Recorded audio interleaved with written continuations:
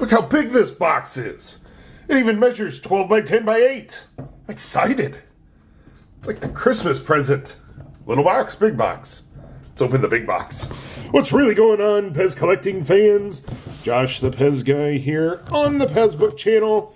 Do me a favor, leave me your questions, your comments, concerns, any and everything down below.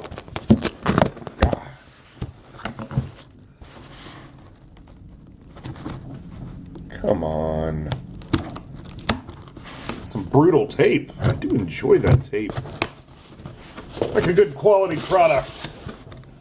Good quality product. That's what I like. Alright. Some good packaging here.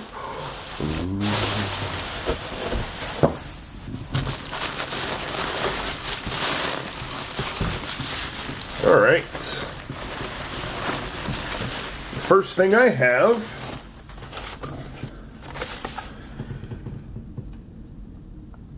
I love errors.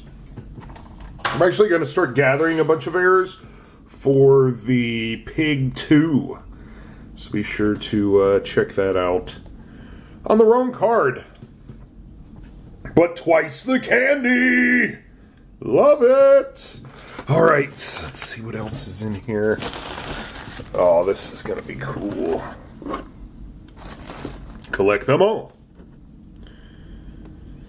Oh, I hope this is the Easter dispenser I was looking for. Oh, this thing is so cool.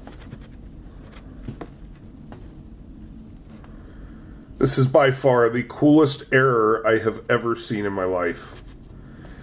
You have a bunny head. You have a bunny. And then you have one package of grape PEZ. Champion of PEZ. Very cool. This is by far the coolest error I have ever seen in my life.